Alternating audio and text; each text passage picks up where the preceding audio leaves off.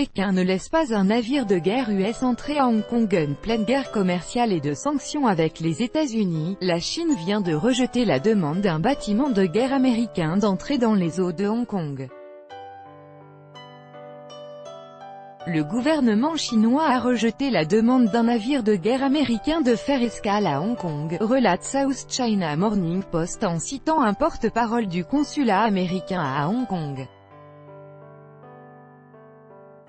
Le gouvernement chinois n'a pas approuvé la demande de visite du port à Hong Kong par l'USS Wasp.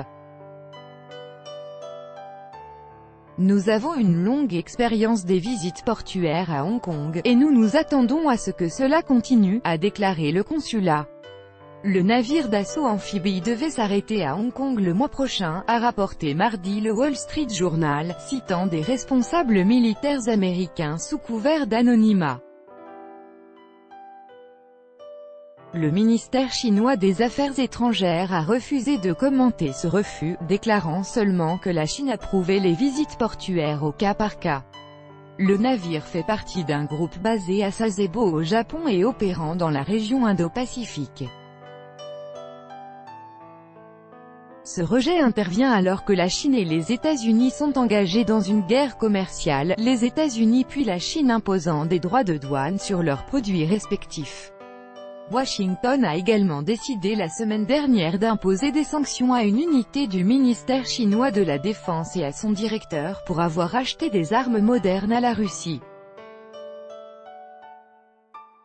En réponse, la Chine a rappelé un commandant de la marine en visite aux États-Unis et a reporté une rencontre militaire bilatérale.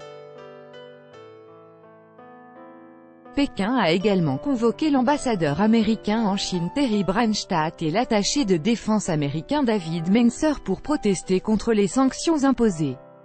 Pékin a déclaré que les États-Unis n'avaient pas le droit d'interférer dans la coopération en matière de défense entre la Chine et la Russie, et que les sanctions américaines avaient sérieusement endommagé les relations militaires sino-américaines, relate South China Morning Post.